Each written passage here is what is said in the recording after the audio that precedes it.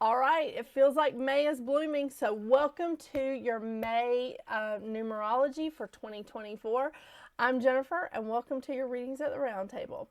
All right, so I'm going to do a quick overview of the astrology. Some of you have had questions about this. I go into more detail about the astrology for the month, especially the 2 weeks surrounding the new moon and the full moon, when I do the zodiac readings for the new moon and the full moon. So if you want more details from me, make sure that you check out your zodiac readings, where I do have an intro that covers like all the stuff that's going on around that new moon or full moon. Okay? All right, so we're kicking off May with Pluto going retrograde on May 2nd. Yeah, so Pluto is essentially kicking off this retrograde season, if you want to call that. I don't count Mercury in when I say retrograde season, because Mercury goes retrograde 3 times a year. Not once a year, not once every 2 years. Mercury goes retrograde a lot, so I don't count that. Pluto is going retrograde until October the 11th. And here's something fun. Pluto is going to retrograde back into Capricorn starting on September 1st. So that's going to be fun for all of us that have a lot of Capricorn in our charts. Yeah. On May the 4th, it's just a little side note for me. May the 4th be with you. Huge Star Wars fan. I can't help it. I'm a geek. On the 7th, we have a new moon in Taurus. It hits its peak at 11:22 p.m. Eastern Standard Time. Then we have on the 15th, Mercury moves into Taurus. On the 20th, the sun moves into Gemini. So we're opening up Gemini season. Love that. On the 23rd, we have the full moon in Sagittarius, which hits its peak at 9:53 a.m. Eastern Standard Time. On the same day, we have Venus moving into Gemini. This is a good place for Venus. The place that Venus really doesn't like to be is Virgo. I mean, who can blame her? I'm a Virgo, so yeah, I get that. All right, then on the 25th, we are wrapping up the month with Jupiter moving into Gemini. Now, this is not a favorite place of Jupiter because Jupiter does rule Sagittarius. So this is not the favorite place for Jupiter. The fall position for Jupiter is actually Capricorn, but we're gonna have Jupiter in Gemini for the next year. Jupiter changes signs every 12 to 13 months. So Jupiter has camped out in Taurus a long time now. So we're going to sort of jump into a new wave of interest and new freshness here. And I am going to go into this in greater detail when I do the full moon and Sagittarius readings for the zodiac signs. So for May, we are ending the month with 3 planets in air plus Sun and South Node. So we've got Jupiter, Venus, and the Sun in Gemini. We have South Node in Libra, and we have Pluto retrograde in Aquarius. Then we have 2 planets in water, which is Saturn and Neptune, both in Pisces, and Neptune rules Pisces. I just always like to point this out. Then we have 2 planets in Earth, which is Uranus and Mercury. And then we have 1 planet in fire and plus North Node. And both are in Aries. Mars and North Node are in Aries right now. And Mars loves being in Aries because Mars rules Aries. Oh, I know. It's great. I really think that May is going to be a wonderful step in to right before we get to that summer energy. You know, it's like the end of spring, but we're stepping into summer. I think this is going to be a wonderful time for it. I'm so excited about it. I can't wait to talk to you more about this Pluto retrograde and Jupiter moving into Gemini. But again, make sure you check out your zodiac readings from me if you want to hear this information from me. If you don't, that's okay. There's a million of us on YouTube, so check them out. All right, so I am going to be pulling from 2 card decks today, the usual Goddess Guidance Oracle deck and the Healing Oracle Crystal Reading cards. These are my favorites for numerology. So let's see what your life path number is for the next month, for all of May.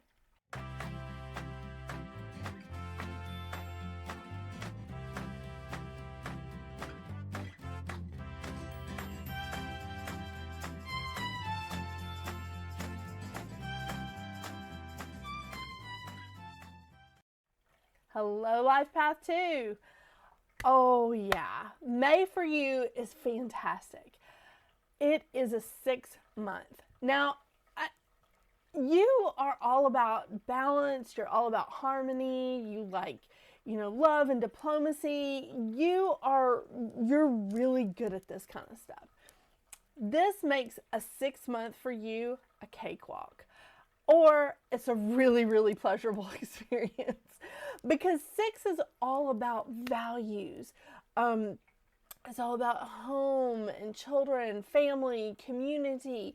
It's really, really a wonderful time of love and compassion.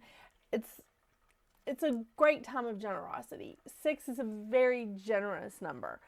6 is also very artistic. There's a lot of artistic energy here. This is a teacher, a counselor, a friend. It's giving that kind of vibe here, Life Path 2.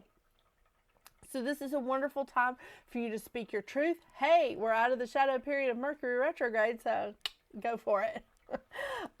This is a great time, again, to be compassionate, be generous, teach mutual love and respect for mankind. Bringing in, again, that harmony, because 6 really appreciates harmony, which is the balance. It's just all about the balance. Love this. This is, you'll feel a lot of pull towards your marriage, your partnerships. If you're single, you may find someone. If you're together with someone, you may strengthen your relationship. So this is just, it's a wonderful, wonderful thing. The mantra of the 6 is, I am compassionate and generous, inspiring mutual love, respect, and truth. 100%. Oh, so great. The shadow side of a 6 is learning to be alone without being lonely. And that can really be challenging at times. And it was a hard lesson for me to learn, to be honest with you. Like, I got it finally, like in my 30s, where I was just like, you know what? Being alone is really good. And I now appreciate that alone time, that, I'm married with kids and a million animals around here. Yeah, alone is good sometimes. But to appreciate being alone without feeling lonely. Taking responsibility without judgments. This is really, really important, because, you don't want to judge other people. And when you start judging yourself too harshly, it does overflow into other people. We need to watch that. Definitely. The lesson of the 6 is to be patient, accepting, and speak the truth without judgment or a desire for a specific outcome. So we're not married to the outcome of something here, Life Path 2. That's the lesson of the 6. It's real good. And you fit right into this, because your mantra is, with an open heart, I joyously receive and offer infinite love. I love that. I really do. It really goes along with the compassionate and generous nature of the 6 energy. You are all also about community, family, partnerships, work, groups. I mean, you're all about it. Friends. And I think that this is just going to be a really, really wonderful time for you. I do. I love it. I love it. The lesson of the 2, just to remind you, is how do we cooperate, love, connect, and open our hearts without losing ourselves. And I do feel like the energy of that 6 is going to help you to embrace all of those things without losing yourself in that mix. I'm here for it, Life Path 2.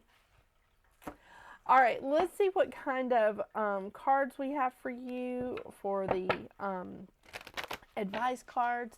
I have had a couple of questions about me reading from the book of the Healing Oracle Crystal Reading Cards. If you've seen any of my other videos, you will see that the Moonology cards and the Crystal Reading cards are the only cards that I read from the book from, because they have a lot. It has a lot of information, just a ton of information, and I'm not going to not pass that along to you. It's a lot of good stuff. So I love it, and I'm going to continue to read from those two card deck books. I know. So I don't really feel like it's cheating. All right, let's see what we got for you, and I won't forget to switch the camera. You know I do that.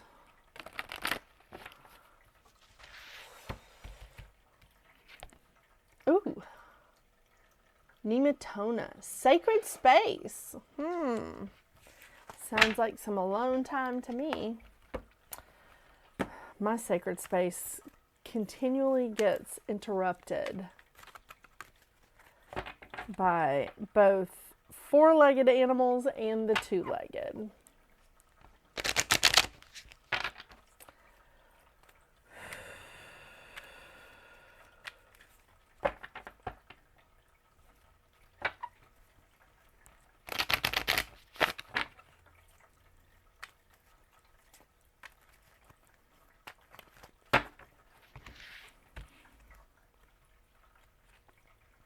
Ruby, shine. Okay, I'm liking this. All right, Life Path 2. The first advice card is Nematona, sacred space. Create an altar or visit a place to connect with the divine. I like that. Oh, create an altar or visit a power place to connect with the divine. I love that. I love my altars. One of them is right here. I have many, but this is just one. All right, and the next one is the Ruby. Here we go. Yes, yes indeed, the Ruby shine. Ruby can be found in several different forms: star rock ruby, rock ruby, and polished ruby. Okay, I didn't realize there was a star rock ruby. This healing medicine encourages you to look deep within your old wounds and traumas and invites you to allow the light to transform the pain as deep healing occurs. Its medicine invites you to look deeply into your soul and see your magnificence. When you can truly accept yourself and all life's challenges, you will truly shine. It dissolves deep trauma and grief within the body and allows you to love yourself through the challenges of life. It enhances passion in all areas of life. It deepens your sensual aspects of self, allowing you to receive a flow of life force energy and creativity.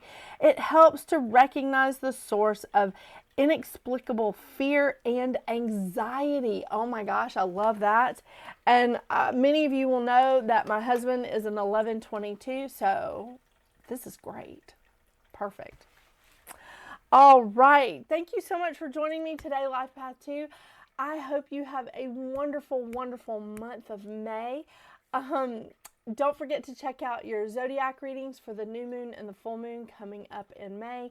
New moon in Taurus, full moon in Sagittarius, where I'll go into more detail about some of the stuff that I discussed in the overview of the astrology overview of the month. It's gonna be a good month, I think. Yeah. All right. Again, I hope you have a wonderful month, and until we see each other next, get out there and make your magic. Bye.